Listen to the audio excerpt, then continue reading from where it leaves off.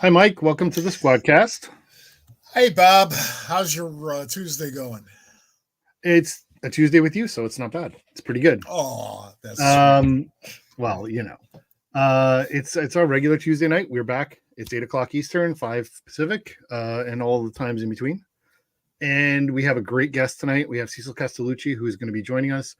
I am a huge fan of hers in all of the myriad of things that she does. So we're going to get to her pretty soon. We're going to get to Ramona Fraden fairly soon as well. She passed, and we'll save that for just a few minutes. But we're going to do a little bit of a tribute to her. So, Mike, this past weekend, Comics Pro happened in Pittsburgh, which is the meeting of retailers and wholesalers and publishers and creators and all kinds of stuff. It's not really a public con; it's more of a press briefing in a lot of different ways. But a lot of times it's a good place for news. And one of the interesting things of one of the probably the biggest thing that I saw come out of it was, other than people announcing new books, is DC is going to go back to distributing on Wednesdays instead of Tuesdays. What do you think? I think it'll save the hardcore fans some gasoline.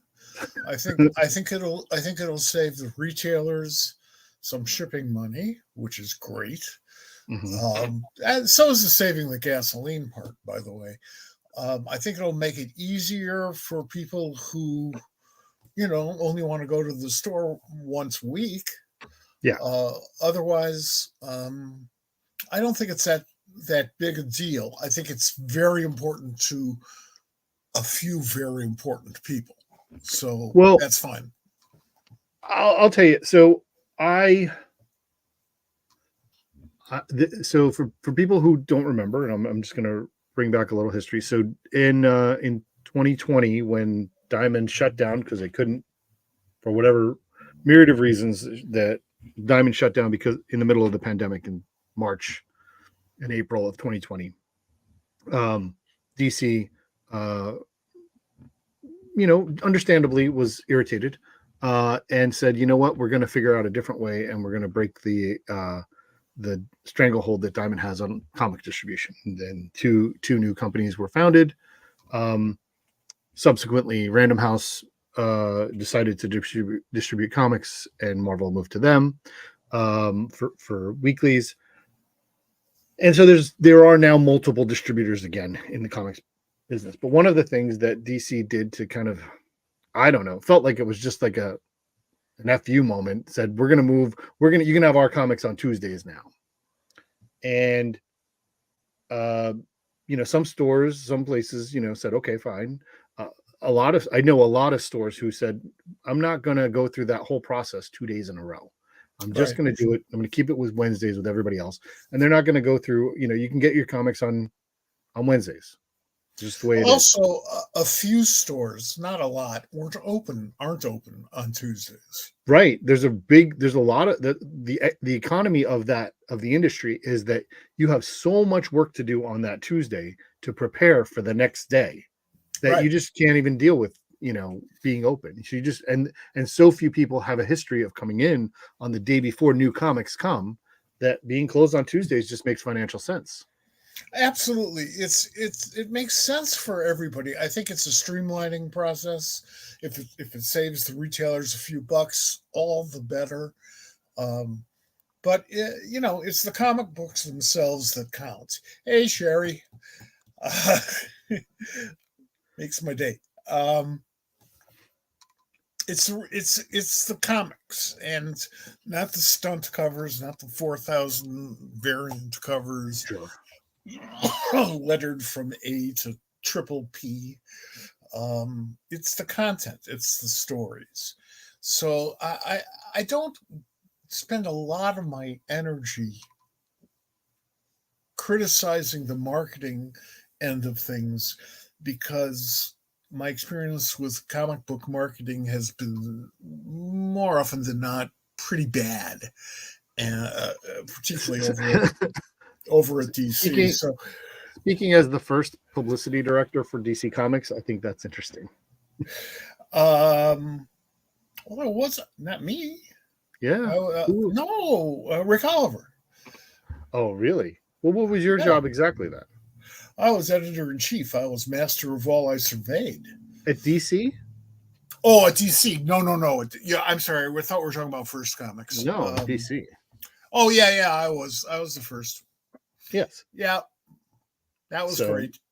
But then I only held that for 2 years. When I came back as in editorial. Well, that's a whole different story. Yeah. There's always a friendly competition between marketing and editorial. In this case, it did not inure to the benefit of certainly the development department, which was my group, because we were charged with creating all kinds of new stuff, and the marketing department in those days only wanted to promote Batman. Now, of course, they promote Batman and the Joker, so they've doubled their venue. Yeah, I mean the greatest line about that, and I'll share that with the folks watching. The greatest line about that I ever heard was when the death of Superman was happening, and Martha Thomas's was in PR, and she didn't know that she wasn't supposed to promote Superman when the Death of Superman event happened. So she made a big deal about it, and it became a big deal, promotionally, but like nobody else had prior to that, did that type of, care. And it didn't change. Not like anything really changed. It's all Batman. Well, actually, I can tell you a story or two about that. Paul Levitz, who was publisher and back then, was very concerned about the very high orders we got on the various Death of Superman books. He was concerned about the high orders. Yeah, because he was afraid the retailers would get stuck. Oh, okay. And that's a legitimate concern. It's a very legitimate concern. I don't think that was the problem, but the return of Superman didn't help, which segues into my second story, which is that my friend, the late Mike Robb, who owned a bunch of comic book stores, I had a piece of that thing. We were in Cleveland because, Cleveland. Right. And Cleveland. That's not why we were there. Okay. But we, as is our wont, we toured a couple of the stores, of the comic shops, 4 or 5 of them. And everybody said, oh, no, go check out this one over here. So we did, and they were out of business. They had just gone out of business, and they had just removed almost all the fixtures. There are a couple of like broken spinner racks and things, but all you could see on the floor of this store, all you could see as far as the eye could see, were those white Return of Superman bags with the comics in them. So when they pulled all of their stuff out of the store on their way out of business, they decided, screw Return of Superman, we're fine with that. So I think Paul's concern was legitimate, and it is something you have to watch out for, because you don't want the retailers who can't return the books to get stuck. They pay for them, sell them or not. They pay for them or they eat them. Yeah. So that was a good concern. The death of Superman, I just wish it was the death of stories, but it's not. I want to highlight, if we can, just a couple of things before we bring in our guest. A couple of new books that are coming out this week. And I'm going to put this. This is from Fantagraphics. I'm very interested in this. This is in the new number ones. You can get that at popculturesquad.com. This came out this morning.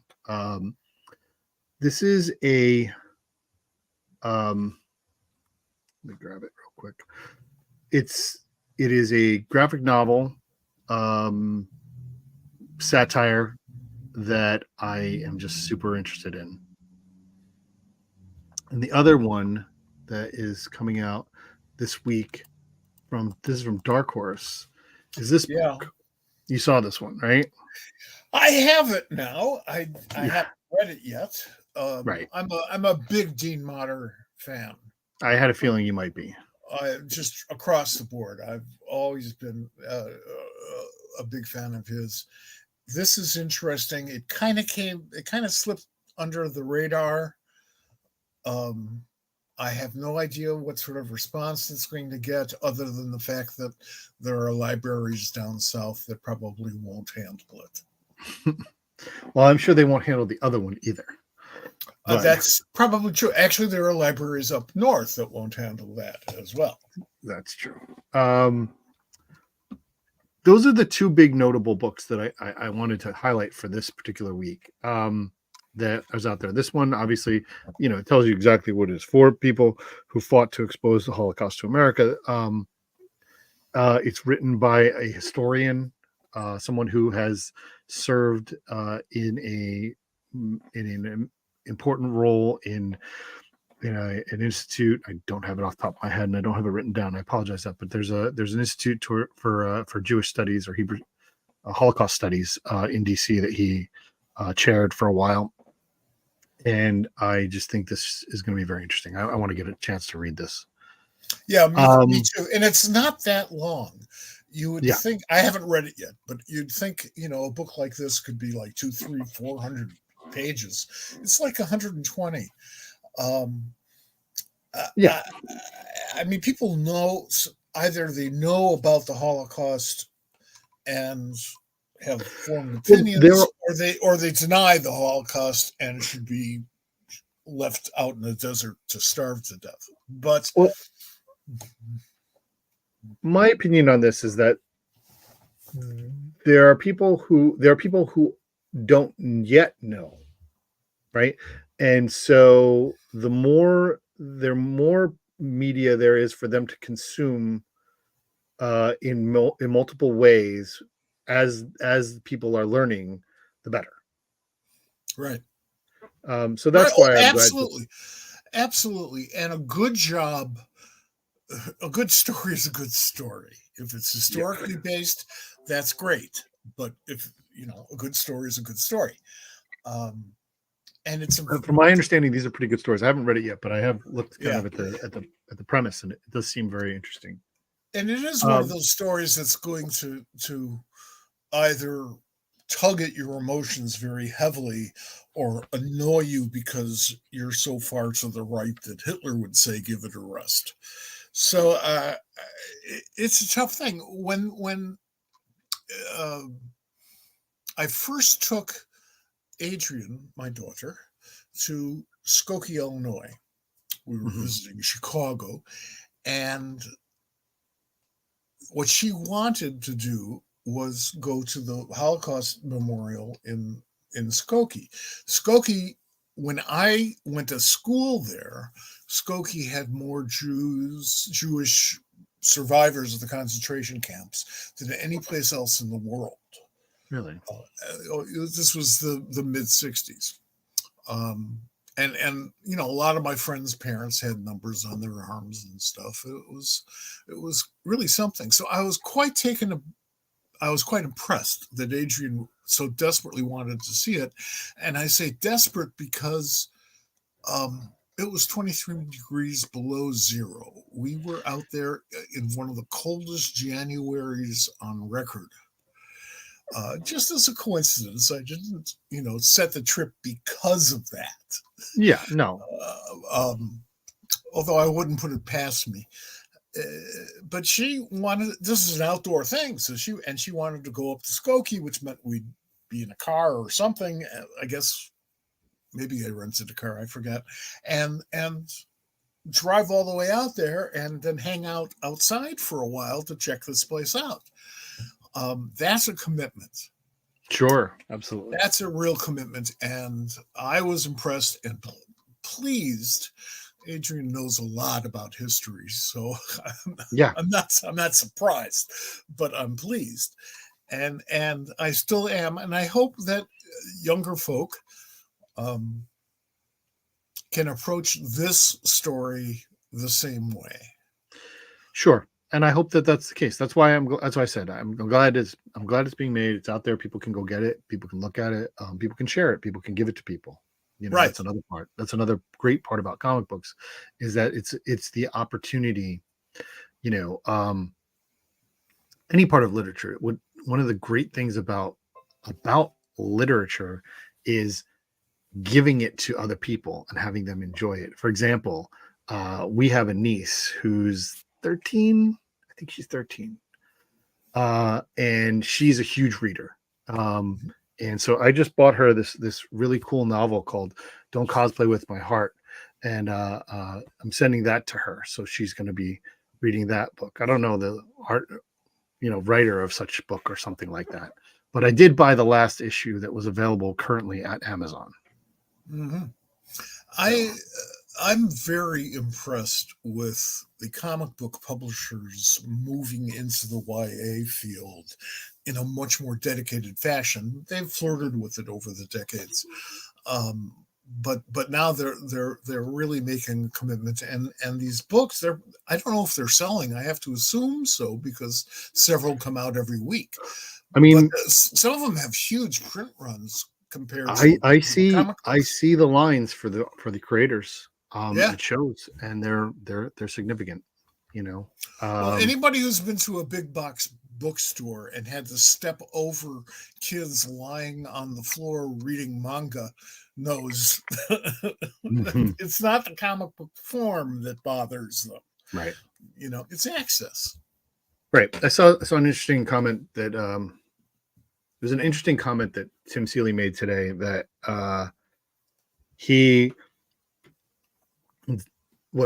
something that bothers him is when people who are superhero people who won't read manga because they just refuse to. In the same way as people who are manga readers, refuse to read American style comics. They don't. He did not clearly state superhero, because there's plenty of American style comics that are not superheroes.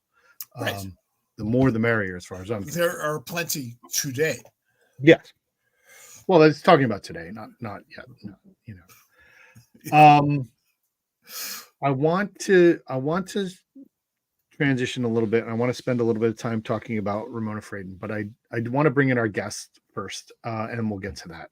So let's do that. We have the wonderful Cecil Castellucci with us, and I'm going to bring her in right now.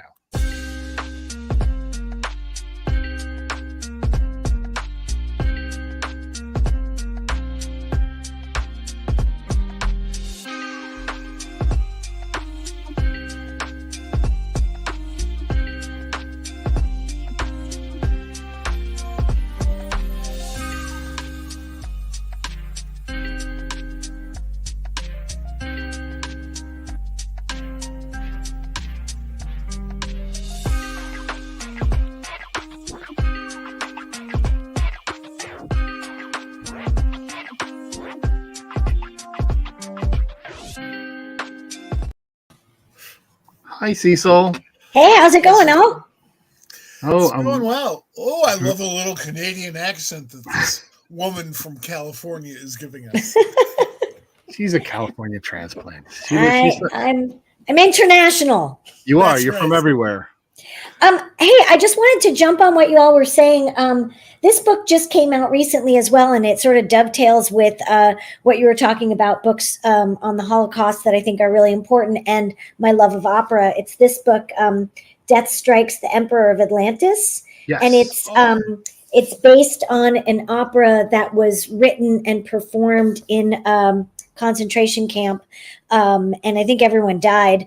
And this is sort of the reimagining of that opera in comic book form, and it's really beautiful. And I blurbed it, and it's by Dave Mass and Patrick Lay, and it's on Burger Books on Dark Horse. So I definitely it was in our new number ones the week it came out, for sure. Yeah, I'm sure it was, but I just thought I would just bring it back. I will take your recommendation very seriously.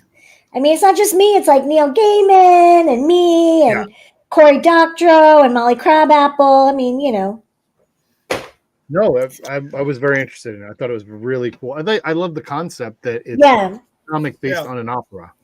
Well, I it's a also- comic based on an opera, but also I think the thing that really struck me about it is it's like about the enduring power of art, that like even in those circumstances, people were trying to make sense of their mad world through art. And it holds up. Like, you read it and you read what they're talking about, the things that they're trying to address in this opera, and you can kind of like transpose it to right now. So yeah, it's really beautiful and timeless. I also have a lot of respect for Karen Berger's gut. If she goes over a proposal for a project that says we really should do this, and her name's on the book, it's her company, right? Then she's putting herself out on the line for it, and that alone interests me. So yeah, I was a little aware of the book, and I'm glad that you've mentioned it, and I thank you for the referral. We're gonna get to the amazing year you've had, because it's been almost a year since you've been on the show, because you were on last March. Yep. During Women's History Shade Month. reunion. Yes, for the Shade reunion. But I want to take a minute and kind of talk about the passing of Ramona Fradon. We have a little bit of tribute that I put together, and I'd like to just take everybody a minute, because if you don't know, Ramona Fradon, who's a giant within the comics industry, passed away this weekend. She was 97 and had just officially retired about 6 weeks ago. So I have a couple of stories I want to share, but this is who she was.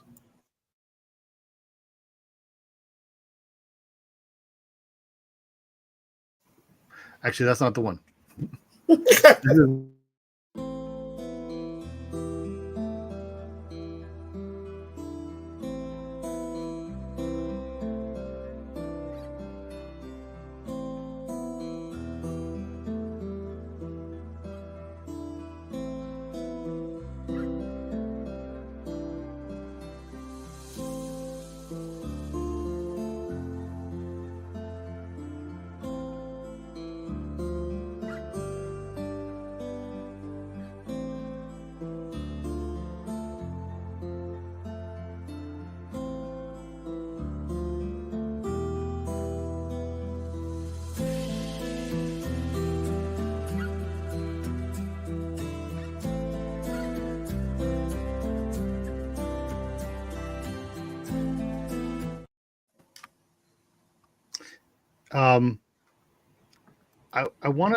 I want to start with Mike.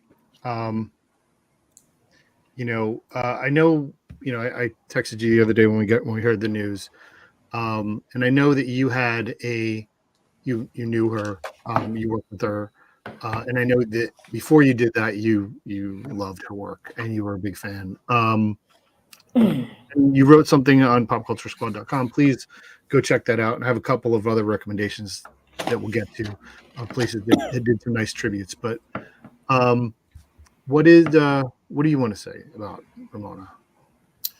Well, fortunately, my editor allowed me to say pretty much everything I wanted to say in my column at Pop Culture Squad this week. Yesterday, it went up. Ramona was entertaining me as a reader when I was maybe 6 years old. I was a very precocious reader, so when she started, pretty much so did I. Only there's this 24-year age difference. And each of the main superhero artists at DC, their style really spoke to each of the main characters. There were only 5 characters that survived the Golden Age to the Silver Age. And Ramona's Aquaman was one of those 5. You had Wayne Boring on Superman, you had Dick Sprang on Batman, George Papp on and later Jack Kirby on Green Arrow, and Ross Andru on Wonder Woman, and they were definitive. They were the definitive artists. So I held Ramona's work close to my heart ever since I could recognize comic book art, and each of those artists, and most certainly Ramona, had their own distinctive style. However, those were like 6-page stories, and some of them were only 2/3 of a page. So therefore, I'm sorry? I'm saying those were an adventure. Yeah. And the writer often feels, or in those days felt compelled to kind of overwrite in order to tell the story in such a short format, which always encroaches on the artist's space. Not in Ramona's case. Not in Ramona's case ever. And that's true for all the other artists I mentioned. She told a hell of a story. I mean, it's about a guy who swims for a living and talks to octopuses. And I read every one. Yeah. Cecil, I wanna share this that you posted the other day. Mm-hmm. Yeah. Tell us about this. How did this come about? This was a commission that she did for you?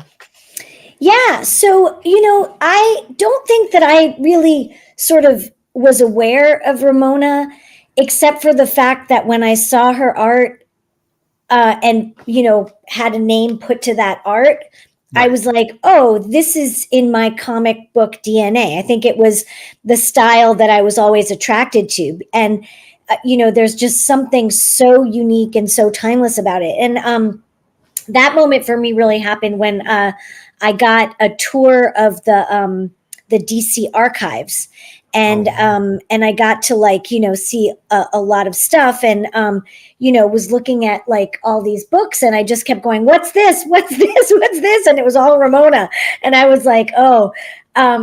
And so when I got my first, when I did the first issue of Female Furies, I was like, well, I'm going to treat myself as a little gift. I'm going to, when I found out that she was still doing commissions, right. I was like, I'm going to commission a Barda. And I emailed, and her art person, was like, cause it was like, you had to email and say what you wanted. And then Ramona would either say, yes, I'll do that, or no, I won't do it. And I said I wanted to have a commission of Big Barda. And they wrote me back right away. And they were like, Ramona said she'd absolutely do that. So, it was great. Yeah, it was amazing.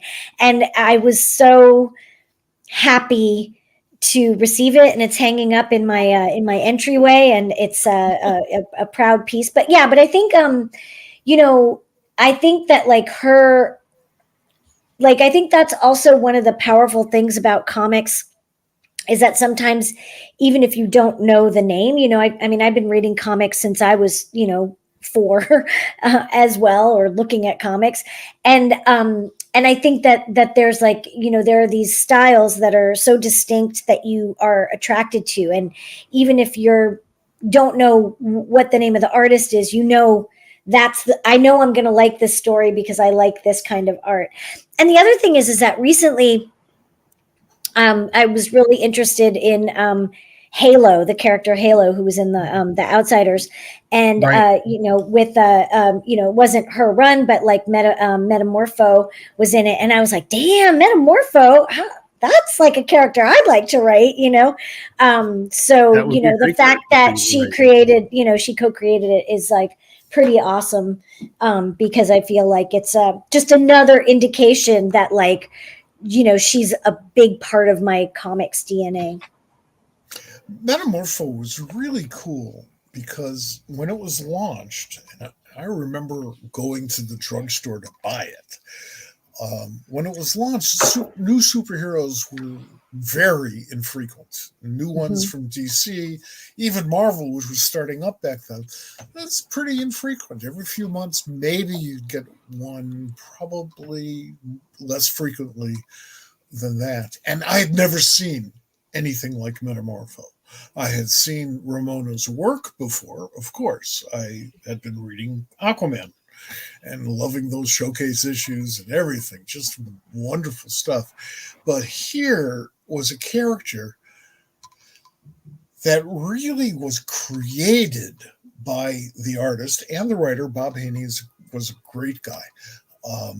To match her strengths and to see her going out there and creating it from a blank sheet of paper, wonderful. That's always a wonderful experience.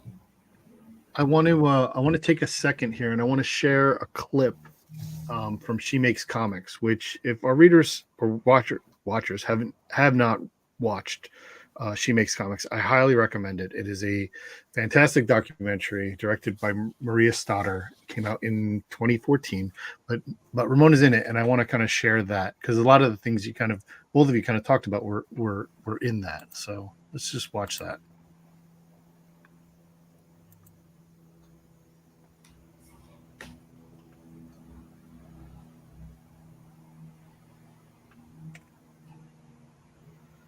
My name's Ramona Fraden, and I drew comic books for 40 years. I never thought of being a cartoonist, even when I used to read the comic strips. I just loved them, but it never occurred to me that I would be a cartoonist. And the first time I started drawing them, I knew just what to do. I knew where the bows and the flaps and the speed lines should go. Back in those days, you could just go up and say, I've got some drawings here, and then somebody would come out and look at them. And so I went and took my stuff over to DC. The first job they gave me was a Shining Knight story, a 4 or 6 pager. Ramona Fraden is probably best known for her work at DC, where she worked on Aquaman. We always lived out in the country, and I didn't have access to libraries and research, and it was before the internet. So I ended up making up a lot of the fish. Some of them are kind of funny looking when I look back on them. Ramona Fraden also created the superhero/supervillain Metamorpho. Creating Metamorpho was kind of a challenge because he was not your usual Kate Mast character with the usual powers. I designed him like a normal character at first. I put the usual kind of costume on him, and that didn't work. So I finally figured out his body is always changing. So why not take the clothes off of him? Just have him be wearing just little tights. It was just fun. It was the most fun I think I've had drawing comics. She has always told me that she felt very much like a fish out of water in the world of mainstream superhero films. It's highly unusual for a woman to have a job at all, much less for a woman like Ramona to have a job in comics. I thought of one time when I was in grade school, I accidentally walked into the boys' room.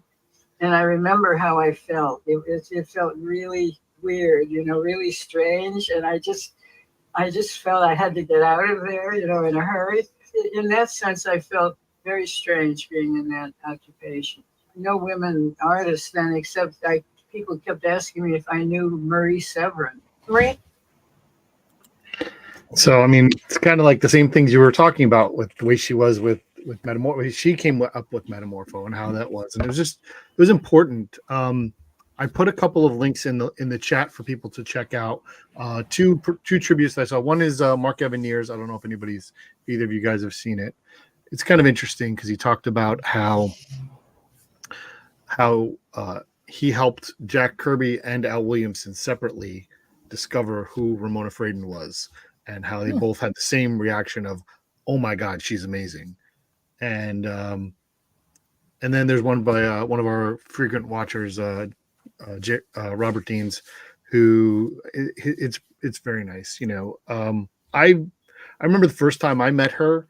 We were in Baltimore, and she was staying in the same room on the hotel as us. So like we were riding the elevator, and I remember going to my wife. I'm like, "That's Ramona Fraden." like same floor, not same room. Not same room, same floor. Okay, same floor. Just straightening that out. And then one of the things that's cool is that since COVID, she her family felt at her age she didn't need to be mingling with the masses.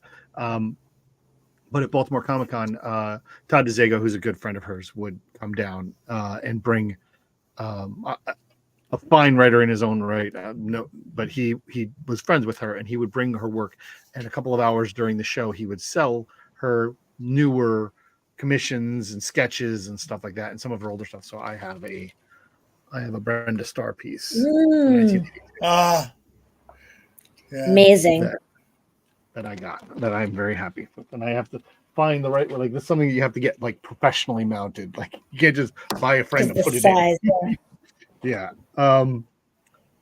But he told me another great story, and I think we'll end with this. And I want to get really into all the stuff that Cecil's doing. So thank you so much for doing this. But one of the great stories that Todd told me last year, they had gone out. There was an event where a bunch of the upstate New York folks, which is quite a few, comic book people, including Todd and the Simonsons and Ron Mars is in that group, and Starlin and all those folks who live up in that area, and the Statons, they went out for lunch, and Todd picked up Ramona and he took her home. And it was right in the time when the Canadian wildfires were happening. So New York State was like, it was like red skies. It looked like something out of Christ on Infinite Earth. There was all this weird stuff. And so as they were driving up the hill to Ramona's house, she has this weird winding driveway that, you could see this in the air.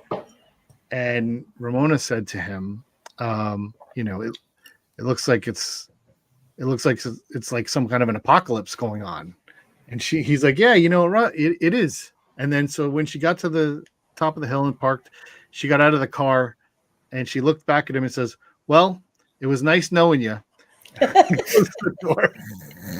And he broke into laughter, and we talked about it then, how wonderful that was. And, it's a great story to remember her by.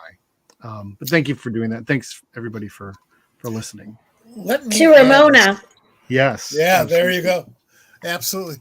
I want to plant a little shout out to Trina Robbins, as I always try to do, because if not for Trina's efforts, who's a fine writer and artist on her own, we would not know about half, maybe 2/3 of the women who have been in comics since the medium was invented.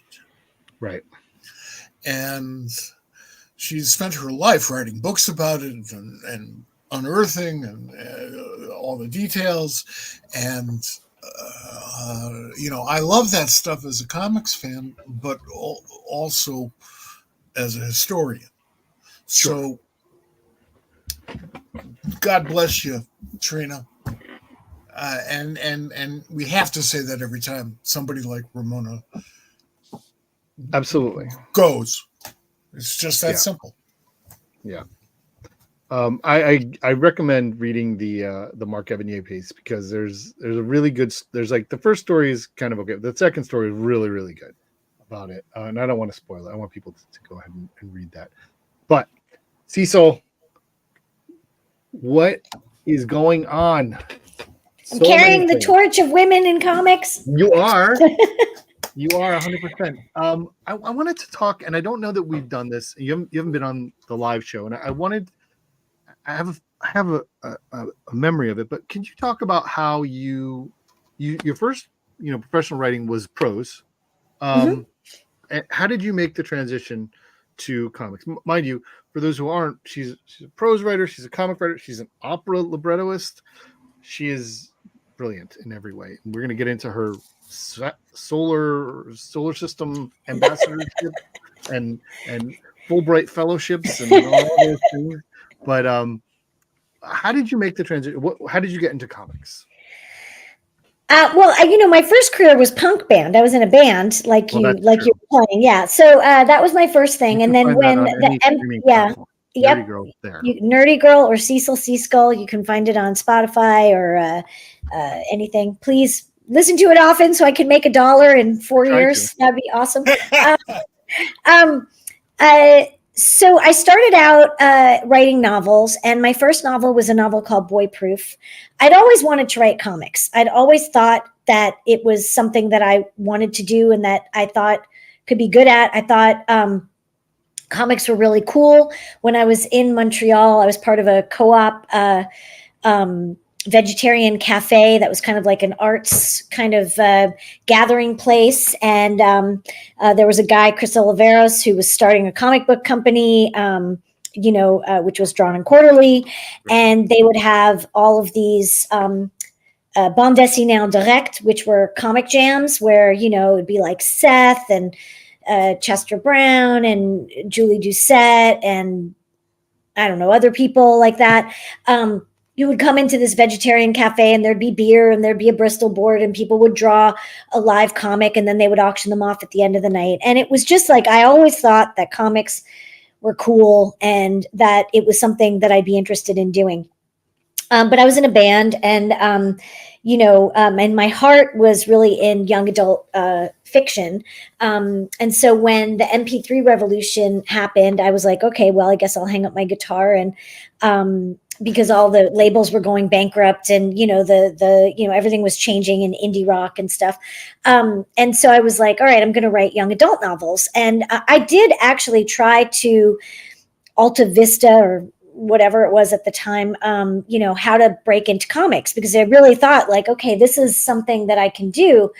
But, when you'd go to like the Vertigo page, because I thought I was a Vertigo girl, there was no way to, for artists, there were like submission things, but for writers, it was just very mysterious. So I was like, well, I guess that's just not going to happen. And that's terrible. But it was something that I actively, wanted to do. Especially when I read, Ed Brubaker's the Dead Enders, because I was like, this in Tony Fleeks, right? He's the artist on that, I think.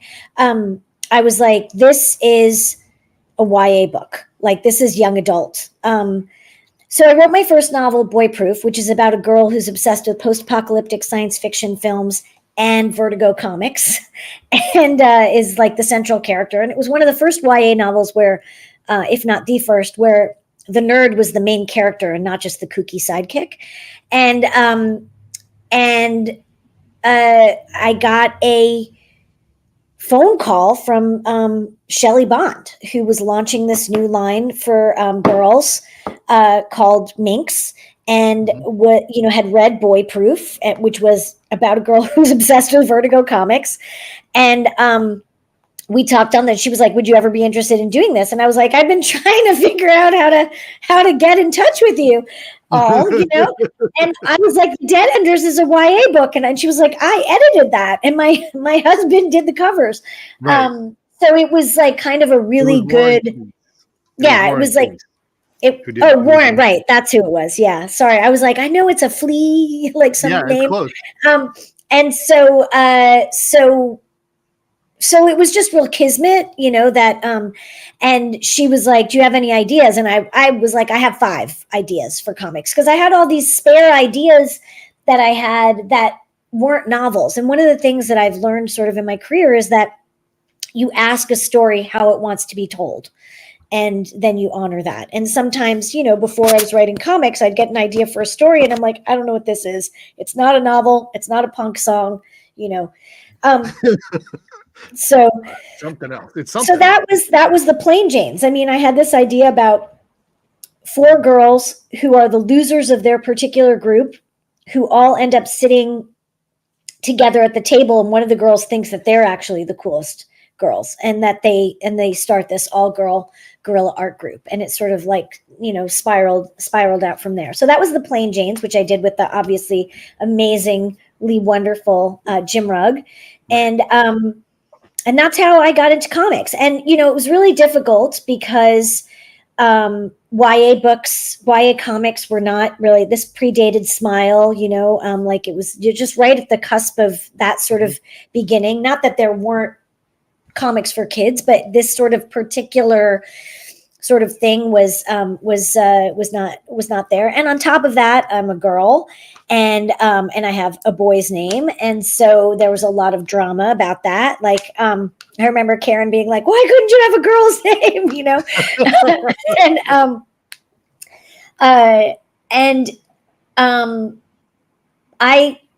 I got a lot of flack too because I was coming in from novels, into comics, and but I was very serious about it. And I, it was like, I'm in, and I'm going to do comics forever. Like, this is it. I've been trying, like, it took me 10 years to come here, and I'm fucking not leaving the table. So, that's how I got in. And then it took me another basically 10 years before I was given a chance to do a superhero comic book. And that first one was a Green Lantern animated series. And I got to do a one shot for that. And it was really, really difficult. I would see, Dan DiDio at the time every year at Comic-Con and be like, my name is Cecil Castellucci and I'd like to come to the DC universe. And I still find it's difficult, even though there are way more women and way more young adult books. It's still a big process, it's still very boy heavy. Comics is a form of show business, and so is playing guitar. And for every Eric Clapton out there, there's a million just as good guitar players who never get out of the garage. And the same thing's true with comics. If you're an artist, it's a lot easier because you could just say, here, isn't this beautiful? Give me work. Writers, much harder. Yeah. One of the things that I did at First Comics, and I continued it at DC, was I brought playwrights into the business who are into comics, can think visually. The reason why I did so was because if you can write for the stage and you can block for the stage, and if you can't block, you can't write for the stage, you could do the same thing in comics. You understand how to move people around in the stage, plus you have a three-dimensional stage, so it's even better. By and large, that worked out really well. I mean, I don't think that there's one that didn't work out. I mean, certainly John Ostrander and Del Close and people like that. Do you think that your background in opera, which is a stage thing, contributes? No, because I didn't do opera until later. I mean, and then like my operas have comics in them.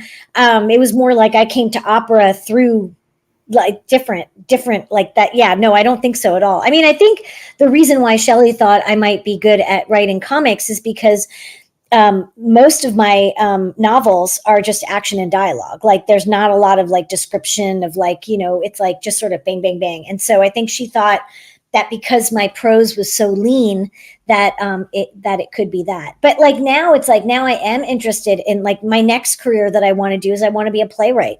So it's like that's the new thing that I'm trying to do. I'm always thinking about hybrids. I'm always thinking about how can I bring comics into different things? I'm actually I'm not quite ready to sort of say what it is, but I will be doing a fundraiser for it. But I'm going to do a year-long endurance performance piece involving comics. And I've got like 20 amazing comic book artists that have signed up for it and stuff. And but I'm just always thinking about like, how can you bring it in? So I loved opera. I went to opera when I was little and stuff like that. But it wasn't until an artistic director of a contemporary music company said, I put together artists and composers like choreographers or painters or authors and commission new works. Would you ever be interested in doing that? And I said, yeah, I'd like to do a comic book opera.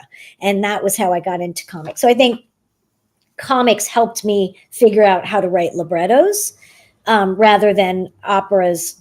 The way around. Yeah, exactly. And I haven't written really plays. So that's like a new thing too. So, I think that's the thing about writing is that everything informs everything else. And if you're serious about it, there are plenty of people who write prose and do a comic book or have their novel adapted into a comic book. That's not them writing comics, or that's not them becoming a person who is like serious about, the medium. That's fine. People do that all the time. You dip in, you dip out. That's what the life of an artist is, but I think that like some people who who are playwrights who are like, oh, this is another way that I can use all these things in this thing. It's amazing.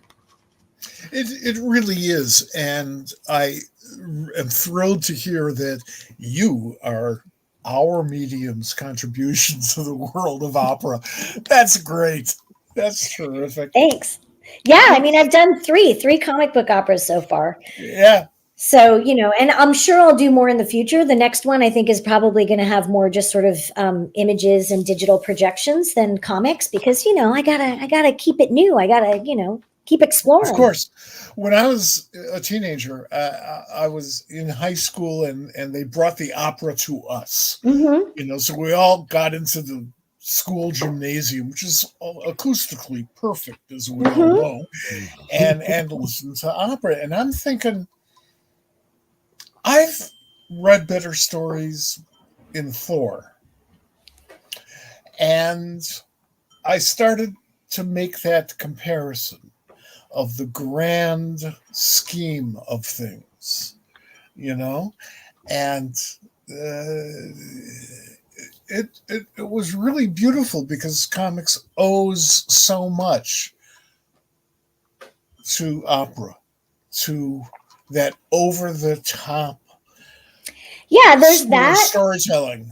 Yeah, and I think like one thing that I was interested in with opera was how operas are very, very difficult to understand what the hell is happening in the story. There's a lot of emotions, but even if you're reading the super titles, you still have no idea what's happening. And so my thought was like the form of opera already lends itself to having captions in it. And so I thought if you could have sequential art that helped the audience to understand the story more. So that's what I've been experimenting with. And thanks, Dean. I would love to see a Cecil play too. When you talk about multimedia, folks. Yes, exactly. And Dean and I went to high school together, Yeah. Did you really? They did. I think that was fantastic. I mean, I didn't know him then. He was like a senior when I was I've spoken to him about you too. Yeah. He's like, you guys like missed a year or something. Yeah, we missed a year. But I think I think it's really important. And I love, like I said, experimenting with comics, everywhere. I teach at the graphic storytelling program in Viborg in Denmark. Where I do a hybrid comics class where, we do a 2-week workshop of like, how do you bring the idea of comics and sequential art to other art forms? Like, how can the artists bring their skills? So I come in there as a writer and I say, okay, this is what I did with opera. Now let's do, these other things. And that's a little bit why I'm going to do this Endurance Comics performance piece for a year. But also, because it's a hybrid kind of way and sort of like, how can you bring comics to, something else? But also, I'm sure, Bob, you wanted to talk about it. I just got a Fulbright for that I did in Denmark in the fall. And so my, I'm one of I think there's only like maybe 3 or 4 people maybe I'm only the second who's gotten a Fulbright for comics. So my investigation was, I went to Viborg again to teach, but rather than just for 2 weeks, I went for 2 months, and I did an investigation on how can we mix comics performance and new technologies. So comics performance and AR, comics performance and VR, like what could that look like? So, I don't have like yet a producer or anything like that who's like, here's the money, go make the thing. But, did have like a lot of really great sort of, it was a real amazing thing to get the time to sort of incubate what that might be and what that could look like. So despite your feelings, you really don't run out of ideas. You look for new forms. Yeah, I do. Hang on. That's great. I mean, I don't run out of ideas. It's not that. It's that I have more weight. Like whenever I get those ideas that I was like, I don't know what to do with this story is telling me that it doesn't want to be a novel, or it doesn't want to be a punk song, or it doesn't want to be a comic book. Now I have more and more and more sort of ways that I can, maybe it's this, or maybe I could tell this story like this, like Soupy Leaves Home, which is a book I did with Jose Piamenta about a girl who rides the rails as a hobo during Depression era America. Even though I don't think there's a sequel to that book or anything like that, I thought this could be a play. This story, this idea could lend itself to being a performance piece. So, I've been sort of tapping away at that, trying to work at that. I have dreams about Odd Duck, which is a book I did with Sarah Varon.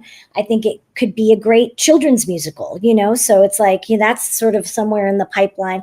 So it's like, there are ideas that I have that they're one thing, and then there are ideas that I have that are just that thing. I have a short story that was optioned by a writer and director to make into a movie, maybe, who knows, we'll see. But they were like, oh, you don't want to write it? I was like, no, I conceived it as that.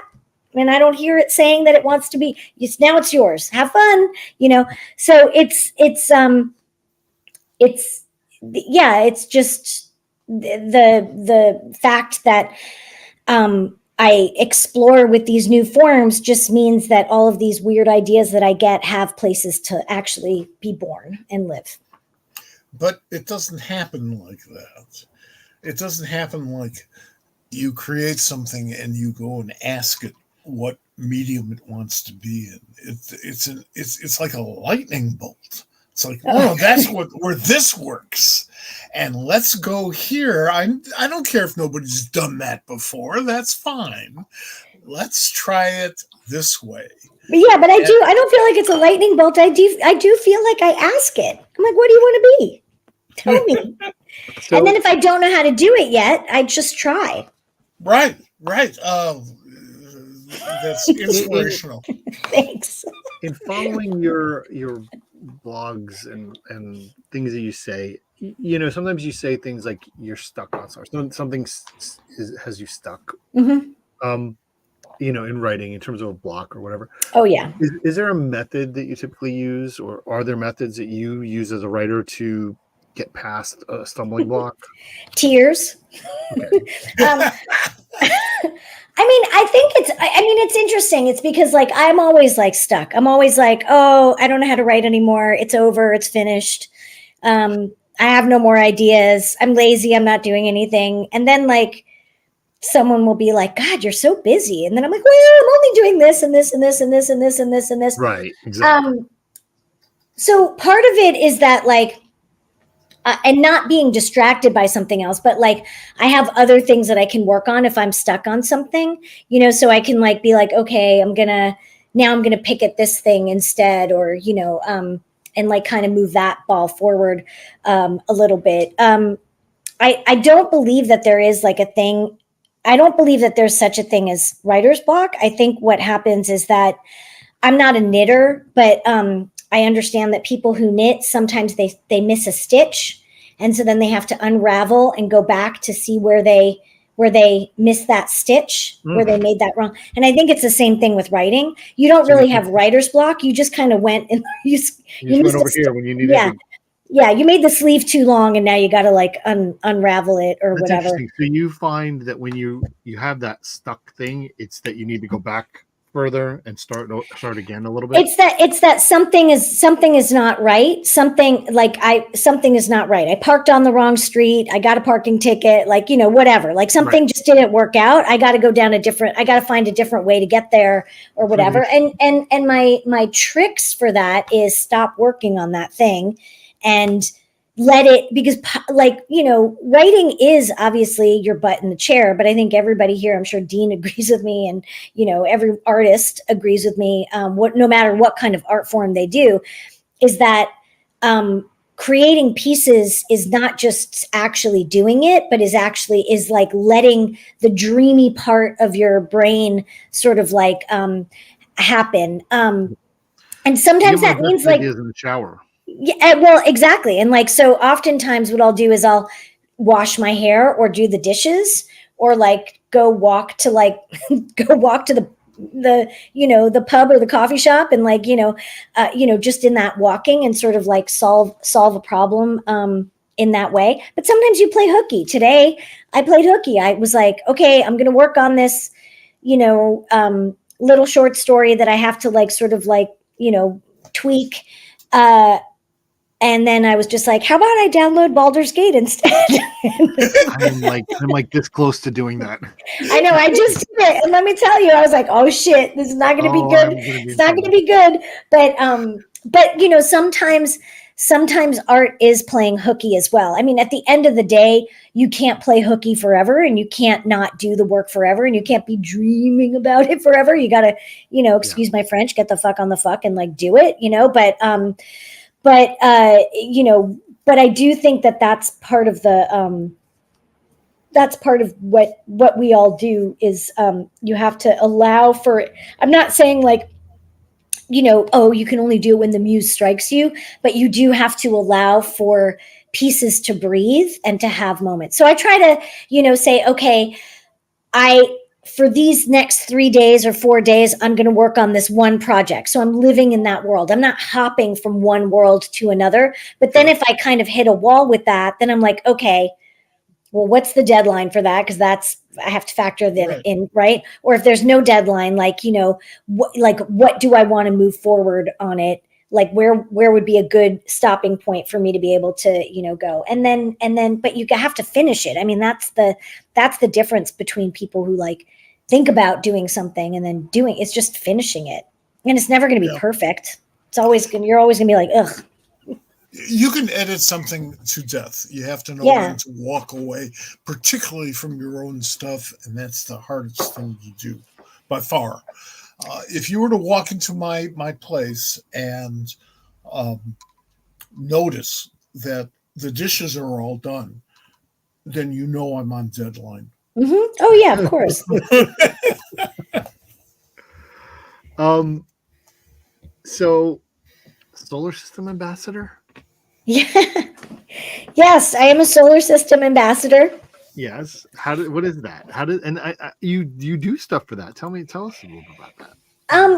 So NASA Solar System Ambassador is a citizen volunteer position with NASA where you are deputized by NASA to do community events talking about outer space. So like, I'm not doing one right now, but that's me. Solar System Ambassador. You can, they're free events. You can contact me there on the site. And these are some of the things that I've done. I've done a Girl Scout badge, space badge. And I did, talked about the moon with the elementary school, just do little moon things, probably, I'm not going to do an event in conjunction with the upcoming solar eclipse, which is on April 8th, in case you don't know. And you are going to be in the cone of obstruction or whatever it's called. I'm going to Montreal where my parents are so that I can go see it. But, I got all these eclipse glasses from NASA, and I'm going to stand, a few days before I'm going to be in Montreal, and I'm going to hand out eclipse glasses so that people can safely view the eclipse if there's a sun that day, because Montreal, it could be very well 75% chance of it being overcast. But I've done things like I judged there was an essay contest to name the rover for Mars, or like little essay contests that schools can do and stuff, and I've been a judge for those. And I've only done it for 1 year so far, but I've, you can do it for as long as you want. And there's actually another comic book person, Brandon Easton, who is also a solar system ambassador. So him and I are planning on maybe one day doing an event together. One thing that I'd really like to start doing for my solar system, because it's like hard. Like, I'm not a scientist, I'm a creative person, unaffiliated with NASA, but like one of my dreams is, and I've done one so far, is to write a micro opera about. Oh, look, I did a thumbs up. See, And you I don't see, know I how. don't know how it works. I don't Me know how neither. it works. I think you can do a Sometimes it shows heart. up. I think you can do a heart too, but Do a I don't heart? know. I don't know. Yeah. I'm Boop, not good. boop, I'm boop. not- Anyway, doesn't matter. So It shows up. another, I don't. So that's the thing, Mike. That thing that just showed up, that happens to you sometimes. yeah. So Really? I want to write a micro opera or an aria, a duet, or a micro opera about every exploratory spacecraft from NASA and European Space Agency, and maybe some, maybe some others as well. But like to have it be a lifelong project that I do. And I did one last year. It premiered last January about the Parker Solar Probe, which is currently orbiting the sun. It's going to have its closest encounter with the sun in the fall of 2024. And so that's something that I want to do. So like, I'm really inspired by outer space. And so I think one of the things that I want to do, like figure out what my sort of lane is for the solar system ambassador stuff, is to do like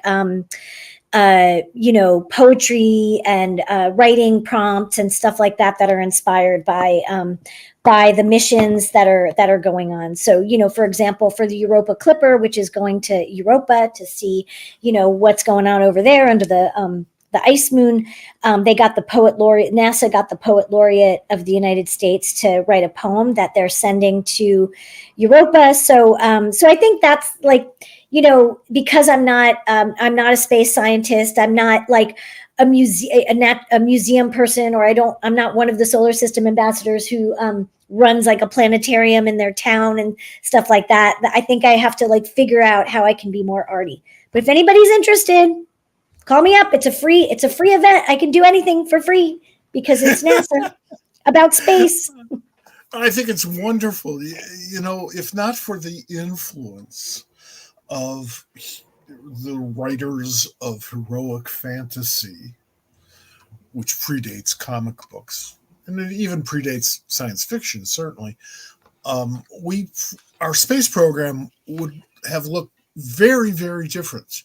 Because if you look at the folks who helped put people on the moon, they were comics readers. Mm-hmm. They were.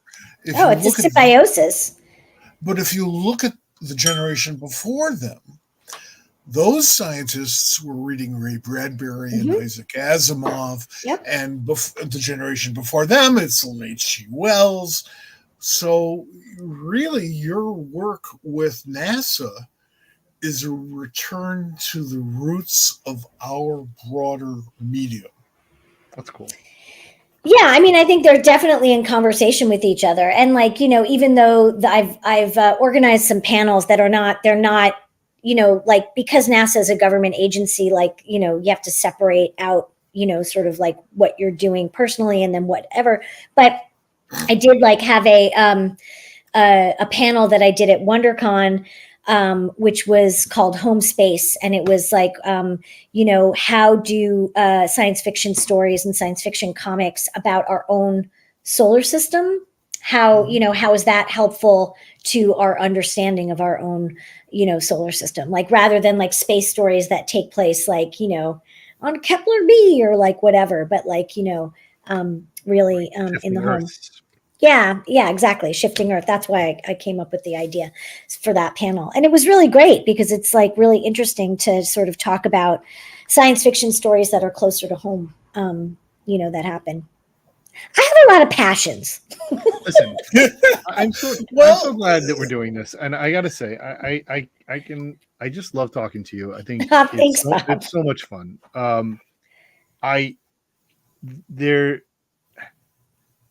I want to talk about even more. Like there's no topic that we can't discuss. And there's one more I want to hit before we talk about some other things. You spent a lot of time on the picket lines last year. And, I did. Supporting the SAG strike and the Writers Guild strike. What was those experiences like? Oh, it was really empowering, actually. I'm a SAG member. I'm a trained actor because I went to school for it, but but I do not act. But when I first was writing my first novels, Boy Proof being one of them, I didn't want to have a regular day job because I wanted to do all art all the time. And so because I lived in Hollywood, I decided to become an extra. So I did a lot of background work, and that's how I got my SAG card. And I keep it, my union membership, up to date because I think it's good to have a union card. And also I never know if I'll need a bag of groceries. So it was always sort of like, in case I need, in case everything goes south, I can like always do some background work. And so I went out to support all my friends. I mean, I live in Hollywood, so I mean, it affected every single person that I know. And most of my, friends that are writers do write for, TV and film. And so I went out and struck, and I committed to doing 2 days a week. And it also felt like, even though I'm not currently doing background work or using my SAG card in that way, and I don't write film and television, it felt like every single thing that was a problem or something that was coming for writers of film and television and for actors is also greatly affects comics as well. I mean, it really feels like it was all together. And, for right now, we can't strike as comics creators, we don't have a union, and we probably, I don't know how we would have a union because of the freelance nature of our work. Right. But I do think that there are a lot of things that are, AI, and all of that stuff that is coming for writers of prose and comics, and artists, obviously, very heavily of comics, and so it felt like picketing for the collective future of being an artist, a working artist. Oh, I felt that. Yeah, and it felt really important, and it was really. I mean, now I kind of am like, I should go try to do background somewhere just so that I can use my card because I marched for it all like all summer, You should. I should. I've been a political activist since about 4 years before you were born, and it's second nature to me. It's first nature to me, actually, but I applaud the writers' strikes because, for many reasons, but because it helped the public understand, first of all, what this AI thing is all about. Because that argument is much more poignant after you've seen all these people not getting paid, standing up for themselves. And that applies to many other things, but AI, I mean, we're in the comics business. AI is critical. It used to be you wanted to swipe somebody's artwork, you had to buy a light table. But now your computer will do it all. And that's scary. And it's not even just that. It's that, I mean, I'm not the only person who's like seen those memes around where it's like the page rates from 1970 and the page rates now and how they haven't, how they haven't like changed. I mean, that, or have even gotten lower, and I know that someone was talking about Ramona and they said, isn't it a beautiful thing that she was working up until she was 97, but also like what a terrible thing that, this brilliant person had to like continue doing commissions until they were 97. And I don't, I'm sure that there was a lot of joy in there and stuff like that, but I think it is definitely something to think about like, why don't we feel, in comics or in any other art form that like, that this thing that's so vital and fundamental. I mean, none of us would have gotten through the pandemic without stories, without art, That's right.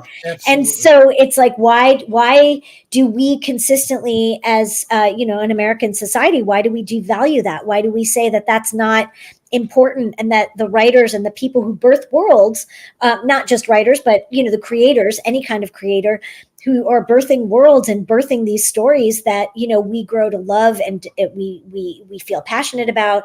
Why are they not able to buy gas for their car, or not be able to afford health insurance, or things like that? And that's really terrible. It is. What's really interesting about the situation, and the comments about Ramona's career are very, very, very apt, is the fact that these people weren't paid much to begin with by publishers who didn't have a lot of money. Most of them went out of business. Almost every publisher does. Lousy business to be in. But now we have Disney, and we have Warner Brothers, and we have, or whoever owns Warner Brothers this week, and we have these big companies, and they have money. They're not going to go out of business. The comic book end of things may go out of business, but they are not. And when Ramona started, and everybody else of her generation, the people who made comic books were pornographers. Mm-hmm. They were child molesters. They should be thrown in prison. There were book burnings everywhere in America, burning comic books. It's happening now too. Well, what goes around comes around. And that's exactly the point.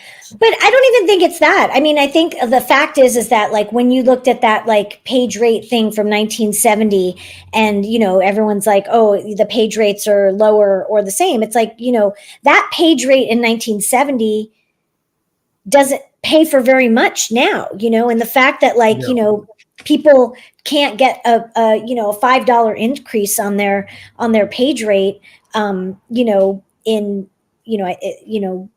like in 15 years or whatever is ridiculous, because groceries are expensive, and rent is expensive, and life is expensive, and the fact that those prices have gone up, but the comics page rates have sort of hovered at the same level or lower, since the 1960s or 70s is terrible.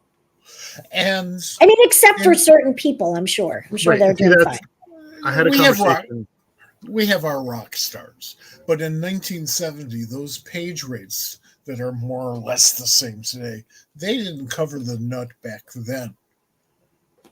Right. So why should that be acceptable now? But that's Exactly. It's interesting though, because, like, there's a concept, because I had Tony Tolan on last year. Anthony Tolan was talking about how they had to take him and Adrian Roy was his wife, take their contracts to prove in order to get a mortgage. Like, they were a married couple, both employed by DC Comics, and they had to take their, because they couldn't show you pay stuff because everything was paid in batch and stuff like that. So they had to say, like, this is how much I'm gonna make, and this is what I'm contracted for this amount of time, and that was a struggle even for them then. There were plenty of people who had to do other things. I had a conversation with a writer about a week ago who is doing something different other than writing, as well as writing. Like, they took on another gig, and I said, why are you doing that? What makes you want to do that? And said, well, I don't get the rates that other people get, so I need to write 5 books a month to stay doing what I'm doing, and I don't want to burn out. If I can do this other thing, maybe I can write 2 books a month and be doing okay. It's that concept. And even when you see people who are excellent in the business, who are constantly, you see their work, it's never enough. I need more stuff, and it's difficult, because you have people who are in the business, who are industry, and we have that conversation every other week about there's everybody's path into the business is unique, but getting new people in the business is great. I think it's great for everyone. But when you do that, then people who are already there, there's less work for them, because there's this concept of this finite amount of things that can come out, and it's always a struggle. And unfortunately, it's one of the things that bothers me very much about this industry. There's so many things that should be able to be produced. There's so much, like, the value that this society puts on art and the economic connection is definitely disconnected. Like I'm saying, the amount of money that should be paid to artists is not. And I just want to say something, because I don't think that it's I don't think bringing new people into the industry to write and create, or, and draw takes away from anybody's job. I think that publishers have been shrinking their lists, and Right. that's what's taking away the jobs. Right. There's room for everybody, and and it's not that, like, oh, you can't get the job because all these new people are coming in, or we're trying to make room for new people. It's that publishers are slimming down their lists and making decisions to sort of keep things in a tight little Right. knot, Well, absolutely. rather than that. That's my point. Yeah, you were more eloquent in it than I was. Also- that is exactly what I'm trying to say. Also, there is, for the older, the more experienced writers and artists, more experienced creators, the longer you're in, kind of the higher your page rate goes. At least That's not true. I know. That's how gravity is supposed to work. Right. And that's just not true. It's just not true. So at a certain point, some creators are being squeezed out of the business because the publishers are lobbing off books, are lobbing off work from their lists, and they need or want or are told to save money. So it's the perception of these older people getting more money. But as you pointed out 2 or 3 times in the last minute, it's not true. It's not true. It's not. You're right. I mean, I have had conversations with all kinds of art creators. I've had people who are Mike's age, and Mike is mostly retired. And I love that. I love that people can retire. I absolutely hate the fact that Ramona was retired for 6 weeks in her life. I think that's terrible. But there are people who as they get later, that what Mike is kind of saying happens. They're like, there's this perception that, oh, we're gonna have to pay this guy because he has deserved it, so we'll pay somebody who's cheaper, and they do that thing. But it's again, you're right. There's room for everyone. There's room for everyone. We just They just need to pay everybody a little bit more, so that everyone can live, Exactly. And also it's like, just to go back to Ramona, I don't know what her situation was, but also it's like, I do think that, like, artists in general, visual artists, dancers, like, what, you don't retire. You keep doing the thing that gives you joy. So it's like, I'm sure it's like retired is like, that's a very large word, right? Like, she chose what commissions she would do, right? Like, if she didn't like the character that you wanted her to draw, or the situation, she wouldn't do it, And so that's her choice. She's got a cover coming out next month. I think I saw that she did a cover for Power Girl. Yeah, I saw that. In Women's History Month. Yes. And she did the cover. She did the variant for Danger Street last year. Yeah. More fun shoot. But like I agree. I get that. There's an interesting story I read about her, particularly if we're talking about her. Like when she retired from Brenda Starr, she was happy. The feeling was that she's like, I can't wait to get off of this contract. I can't wait to be done with this. And at that point, she kind of sort of retired, but like just did commissions and kept doing, her things and covers and whatnot. So as she went on, but like that was a big thing for her. Mm-hmm. And that was when June took over doing Brenda Starr.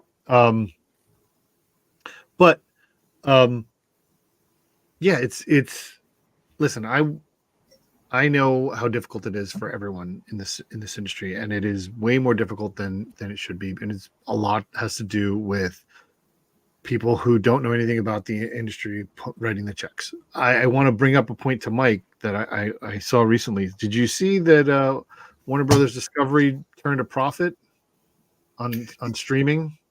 Yeah.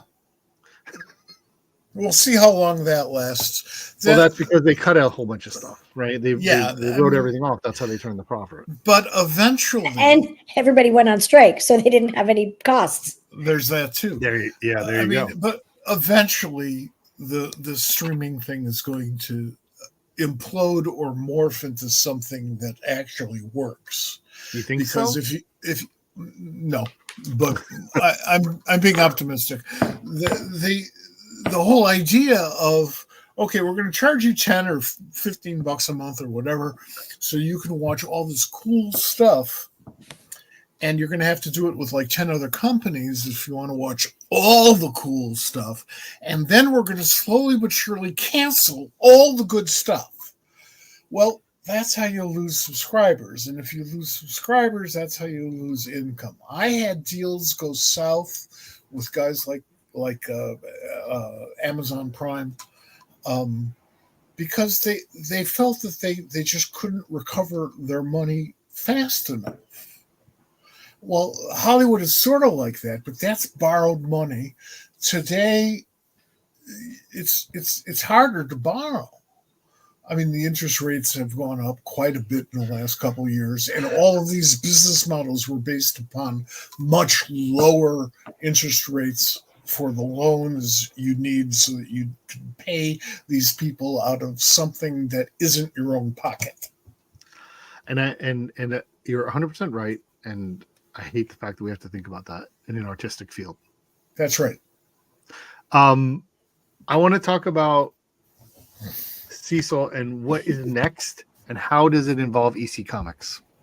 Oh, I'm excited about that. I'm excited about that. Yeah, I'm really, really excited. So Oni is relaunching EC Comics, and Sierra Hahn, who's publisher there, emailed me and was like, "Do you want to do a science fiction story or two?" And I was like, "Oh, yes, I do." So I'm pretty excited about that. And that's all I can say, really. I'm sure it was. I knew there wasn't going to be much, but we are excited. So what else? Yeah. What else do you have coming up? Well, I'm doing this year-long endurance comics performance piece, so stay tuned for my fundraiser on that. Noted about that. It's going to be pretty cool. There's a lot of, like I said, there's going to be 24. It'll be every 2 weeks. So 24 artists. Right now, I have 20 artists lined up, and they're all fucking superstars. So it's like I'm really excited about it. And then. I just handed in the script I have an Obi-Wan graphic novel coming out on Dark Horse. So me and, using a little bit of the Force there. I think that'll be out maybe in winter, maybe either winter 24 or winter 25. And then I just handed in a new YA graphic novel that's going to be out on Little Brown. With Shazleen Khan as the artist. I just handed that in, so I don't know how long that'll take. It'll take however long it takes. But I'm really excited about that. That's called My First Monster. And then I just did the deal for a new adult sci-fi thing that I can't talk about yet, but that I'm working on. And then I'm trying to work on a World War I novel that will also include comics. Did you do any research while you were over there on your fellowship? I did. I've done a lot of research. We got to bring Mike up to speed because this is the thing that I cannot wait to read. Thank you. I can't wait to. I'm very excited. Finish it now. It's about World War I. You know the ending. Well, Yes, I do know the ending. Tell But I'm not me- going to talk too much about it, but because like I feel like if I talk too much about it now, it's like I'll not write it. But basically, I've been researching this World War I soldier, and who was part of his name was Private William Matthews, and he was part of the Loyal North Lancashire 9th Battalion, and he died at the Battle of the Somme. And I am trying to write a story about him, and I have been commissioning artists to do portraits of him. So there'll be comics in there, and there'll be portraits, and then this story of his war. And I have been I have been researching him, and it is amazing. Like, I know that his battalion was held back with the 11th Lancashire Fusiliers, the 11th Battalion, who were they had spent their whole war swapping in and out of the trenches in Belgium, sort of in Plogue Street, sort of near Hill 61, and they got to the Battle of the Somme, and they were held back until July 7th before they went out. But the Lancashire Fusiliers got a new officer while they were all hanging out in Bouzencourt, and that new officer was J.R.R. Tolkien. So that's something that I learned, and that's pretty cool. That's pretty cool. So it wasn't his officer for his thing, but it was, the officer that they were the battalion that they were swapping with. And so, I know that for a fact for 7 days they were billeted in the same exact place. So, that sort of makes me think about a lot of things and stuff. Sure. And it is true that J.R.R. Tolkien, the dead swamp, the dead marshes in The Lord of the Rings, he talks about how it was, inspired by, the people in World War I, at the Battle of the Somme. And basically, William's battalion went first. He died on July 7th, and July 9th, the Lancashire Fusiliers had to walk across the field where William died. And that was sort of what inspired the death marshes for Lord of the Rings. So, so there's a connection there. That's even crazy. If, so it's like, it's little thing. I mean, that made me like cry hysterically when I found that out. I mean, even though but it's fiction. I'm writing a totally fiction book, so I can do whatever the hell I want. So that's, it's little things like that I think that was like a little gem. But I don't know how I'll use it. I don't know what will happen with it, but that was a really interesting piece of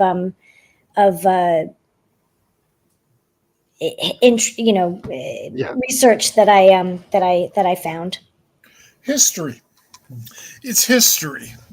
I'm amazed at how many really good books and movies have come out of World War I. Mm-hmm. And I've only kind of recently got in touch with it. It was there in front of my nose all my life. There isn't that many, actually. I mean, there's a lot about World War II. Right. World War I is a little bit less. But the movie experience was just getting out of the bag right at that moment.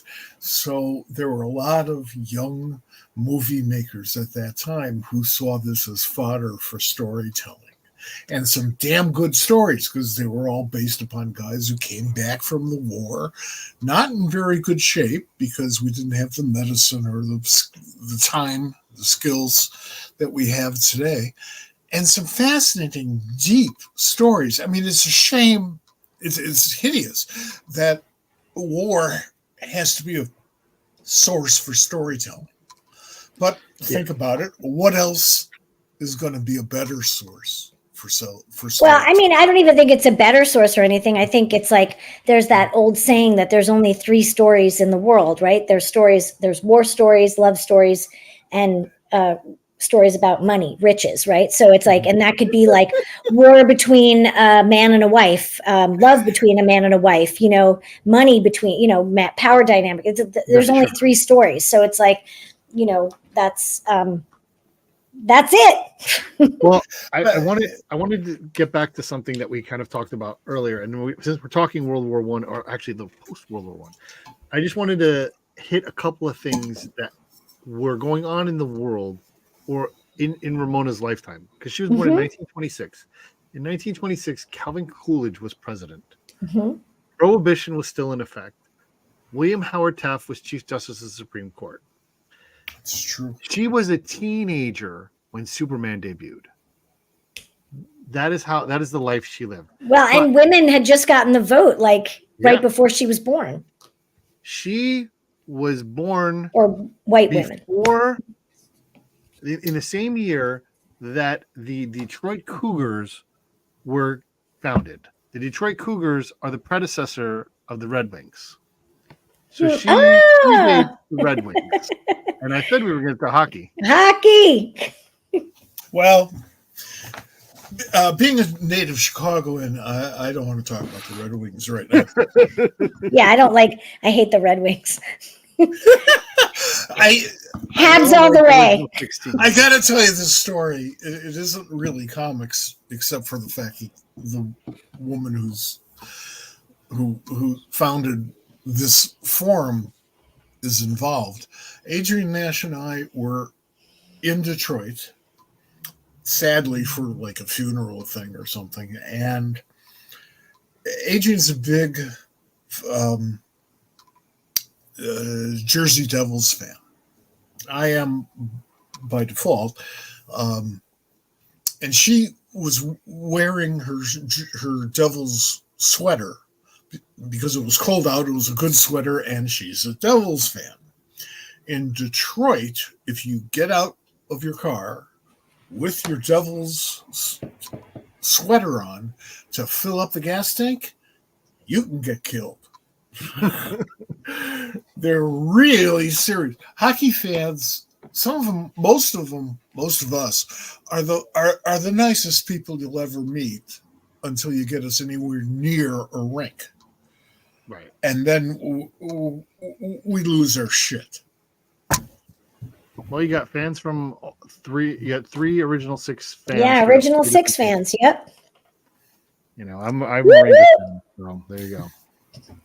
Yeah, I mean, Kings have become my sort of default team because I live here, and I have I used to have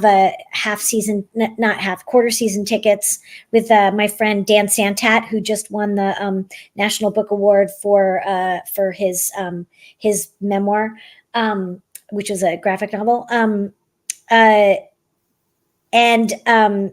So it's funny when I go to a Habs Kings game, because I wear like my Habs hat and my Kings shirt, or like I'm wearing like a combination, and I'm just happy like all the time. Like every time anybody scores, it's like pure joy. It's like the best game ever, Well, the New York women's team plays most of their home games in Bridgeport, which is very close to where I live.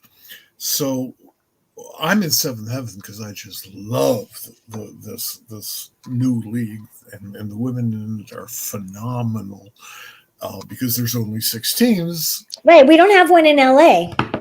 No, I don't think there's anything west of the Mississippi, and maybe not even the Adirondacks. I mean, it's really it's new. There's only 6. They don't have mascots yet. My God.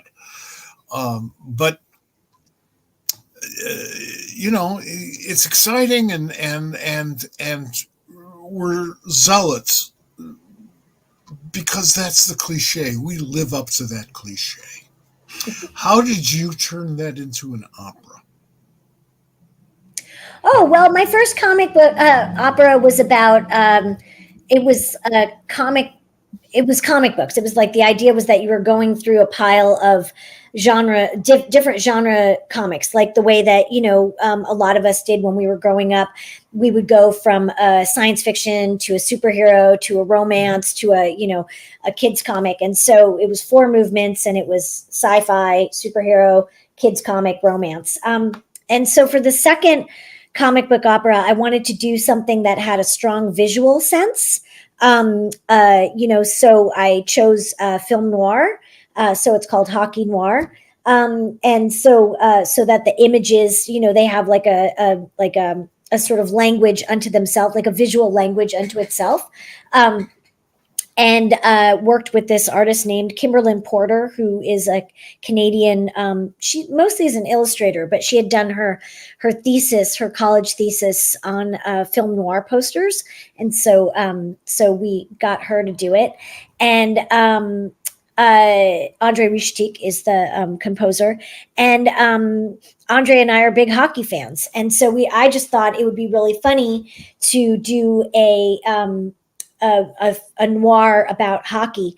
And there was a famous hockey player. He was a Leafs player. I can't remember what his name is now. I'm forgetting. But anyway, Andre was telling me the story about how this guy was supposed to play in the playoffs, and he never. They went away for the weekend, and he never came back. Like, he just never came back. And nobody knew what the story was. It was like he disappeared. And like 2 years later, they found him dead. His plane had crashed he'd gone like to go fishing. Oh, wow. And his plane had crashed. And, but so we kind of used that as sort of the springboard, like, oh, wouldn't it be cool if it was like a mob scene? And, and so we made it between the Leafs and the Habs. Sort of like rivalry, murder and big mean boss and stuff like that. And it was just a lot of fun. So that's how we did it. And it's got like slapstick sounds and puck. Whoosh, whoosh, whoosh. Oh, that's great. Pretty good. That's great. That's awesome. Cool. That's wonderful. We're getting towards the end of the show. So we're doing this thing. And the question of the day, we propose to our guests, and we contribute. What is your favorite superhero team? So whoever wants to go first can go first. His favorite superhero team. Yes.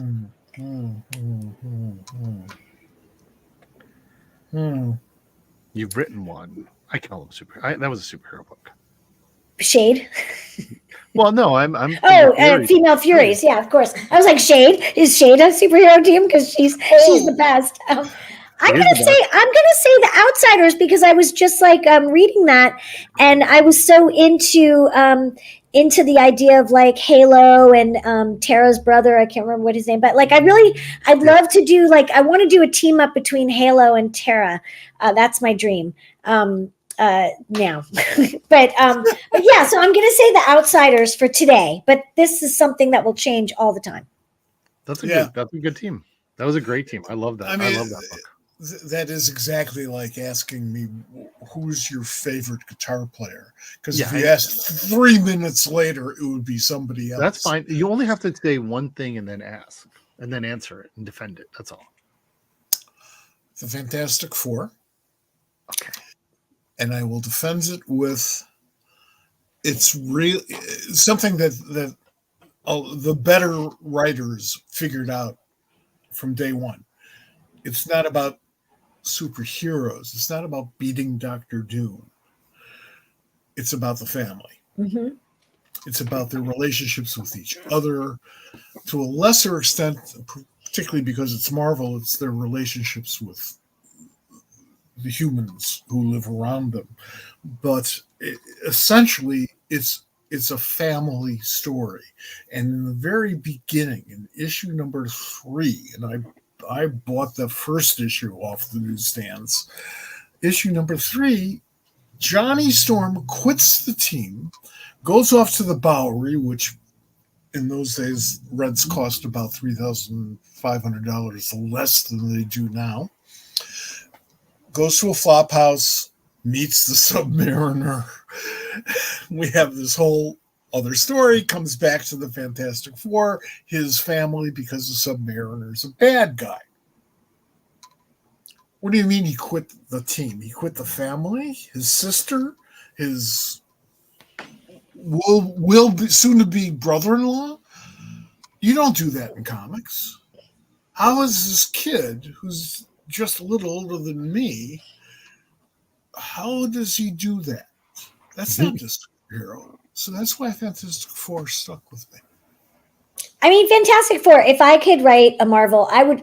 That's something that I would like to do. Fantastic Four, but yeah. But I'm gonna say The Outsiders because I really like Halo, and like she's like weird, and I've always enjoyed Halo. I always enjoyed yeah, her. and I don't think that I don't know. I feel like I'd like to spin her in a new way because I feel like, she's kind of like uneven in like that 80s, version and stuff. Have you watched Young Justice? Are you a Young Justice No, person? is she oh, she's in there, right? And like They updated her differently in like the third season of Young Justice. okay, I'll check it out. Believe it or not, I can't see and read everything. Oh no, I never expect anybody to have read anything. I just ask. What's interesting is that there's a relationship between the Halo character and Geoforce's character in there. Oh yeah. Interesting. Yeah. And I think maybe that's like, I don't know. It's like yeah, Tara is another character that I feel like I'd like to get my hands on. Yeah. But anyway, Metamorpho is in The Outsiders with Halo in Geoforce and that. And I thought, oh man, that guy would be like really fun to write too. All right. Are you looking forward to seeing him in the movie? He is going to be all the movies. Yeah, all the movies. I'm looking forward to seeing that movie, and I'm looking forward to seeing Fantastic Four. Yeah, me too. Particularly now that they have to come up with a brand new master villain for the movies. They got one in that one. But I'm really curious to see how the Superman thing is going to work with Metamorpho and Guy Gardner there. I mean, I trust the writer-director enormously for a variety of reasons. I love his movies, and he took one of my oldest friends and put him on the screen just because he wrote the goddamn comic book. So I'm thrilled. So what were you going to say, Cecil, though, about I think that the Superman movie, even though they're casting all these characters, I don't expect to see it. I don't expect, 4 scenes with each of them, they're just cast. Like they're going to be there. We're going to see those characters for some reason to tell, to either foreshadow something or to do, to give some context, but I don't see them being a big part of the story, which is fine. I feel like James Gunn has proved over and over again that he's really good at managing the arcs of many characters and their stories with all the balls in the air like with that. So it's like I think even if they're just like in it for like 1 second or whatever, it's gonna pay off in a way that we're not thinking of, and. I mean, as far as I understand, right? It's supposed to be for a whole big thing. So, I think setup is good. And if you're going to set up weird, characters, great. Bring Shade into that universe too, Yeah, exactly. One of these days, I'm going to have to tell you a few stories about Steve Ditko and the creation of Shade the Changing Man. I was there for that. Oh, good. I did try to honor the original. Like if you read those 7 issues, that 8 issues published, 9 produced. Yeah, 9 issues. You would. I did do some callbacks to the original. You did. It was. I listen. Your work on Shade the Changing Girl and Woman was fantastic. I mean, you told such a great story, and I loved it. That's why we had you on. I mean, and anybody wants to go back, you can see last year in Pop Culture Squads, we did a cast reunion with everybody, and we talked for almost 2 hours about Shade, so it was good. I have to admit, can you guess, Mike? I'm a huge Big Berta fan. Huge. I really enjoyed your Female Furies. Oh, thank you. But my favorite is your Shade. Thank you. I'm really proud of what Adriana and I did with Female Furies. It was a hard book to write, but I think it was really important, and I hope that people continue to find it and continue to see how important it was to tell a Me Too movement on apocalypse. It was. Feminist awakening. Fantastic. What a wonderful concept, though. It was. I mean, it was such a great story, and one of the things I love this thing that you told me once, that you found that story in the gutters of the New Gods.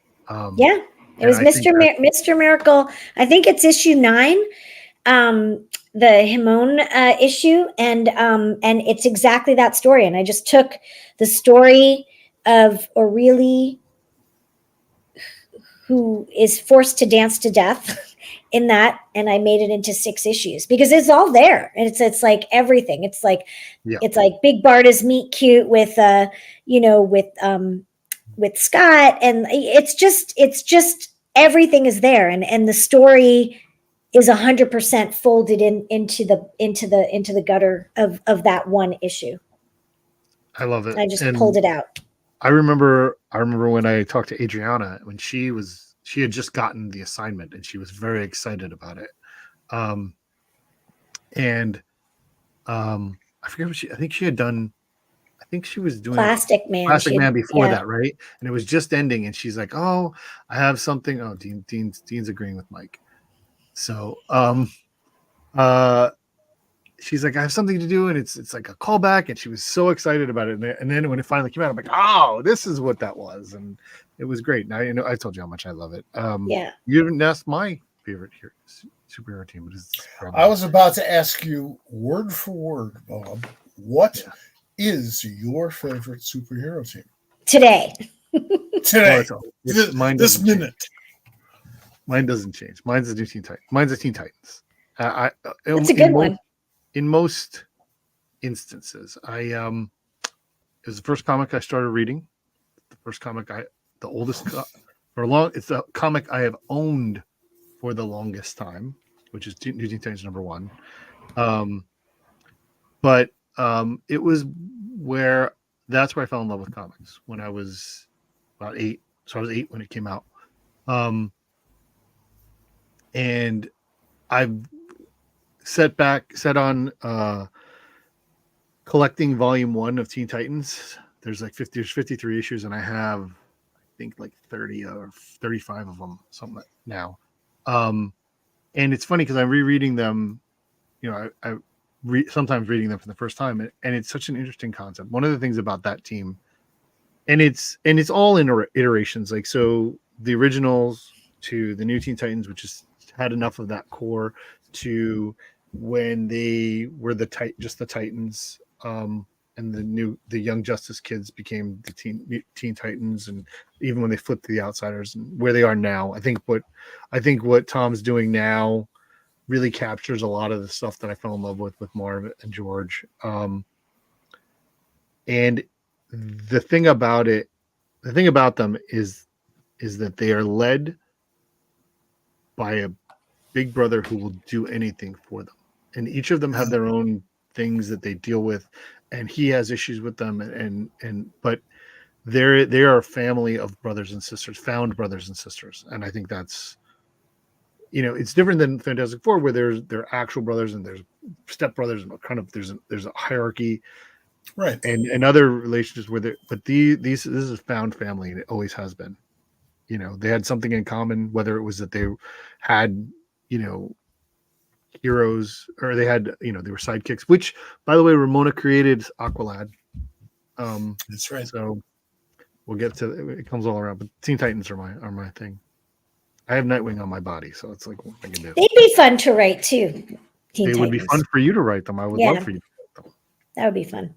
Actually, Nightwing has had a remarkable run at DC, which is funny because I wasn't a big Robin fan when I was a kid. It's like, who is this little brat and why is he getting in the way? Can't the Joker just kill him? We don't need to do that. We don't need to do that. I was a little kid. Little kids are violent. They're monsters. You know, it's okay. Well, Nightwing has that perspective. Nightwing spent 80 years becoming Nightwing. And I like that. You can see that. In I think it's 2 years, he will have been Nightwing longer than he was Robin. Really? Mm-hmm. He's been Nightwing for 40 years now. Wow. So seems like yesterday. I think we're wrapping up. We've gotten so much done. Thank you. Cecil, is there anything else we need to talk about that we haven't talked about tonight? I don't think so. I mean, I'm excited about, you'll know what my big thing is going to be when I launch it. I'm going to launch it at TCAF. That's where it's going to debut, my performance art piece. So I'm really excited about that because I think it's like in the spirit and fun of comics. I think that's great. That's it. Thank you so much for being here. Thank you for having me. I love it. Thank you, Cecil. We will very continue much to support you and put your information on popculturesquad.com. And thanks so much for being here. And thanks for everyone that was here. Hi, Dean. Bye. Dean's very excited as Dean, well. you know what? I should email you. Maybe you'll be a contributor. You should I'm going to email you, Dean. Dean's going to be on the show next week. I'm going to announce that right now. So Dean's going to come in and we're going to talk about his new thing, I think, which just launched today. I'm not sure if it actually launched, but it's either now or soon. He's got a new Kickstarter up. And so Dean's going to come on early next week. We're also going to have Dan Parent on the show next week. We have show planned after that, which is going to be Jeremy Hahn, and we have a special guest that night as well. And we got more stuff coming. We'll be here just about every Tuesday. So stay tuned. Make sure you follow us. Subscribe to the Pop Culture Squad newsletter, so you can find out who's coming and who's been here, what we've talked about, what's going on the site, and if you haven't subscribed to wherever you're watching this, do that so that you get notified and you don't get annoyed by my stupid invitations. Thank you. Thank you so much.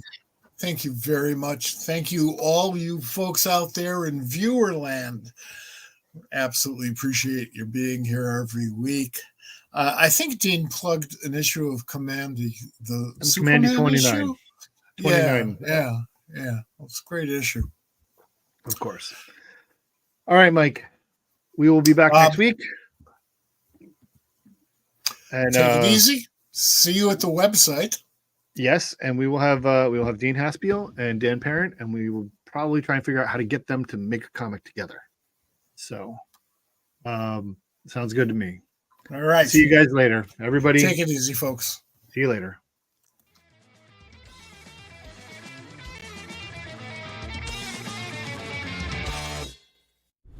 This has been a production of the Pop Culture Squad Network. PopCultureSquad.com. How do you nerd?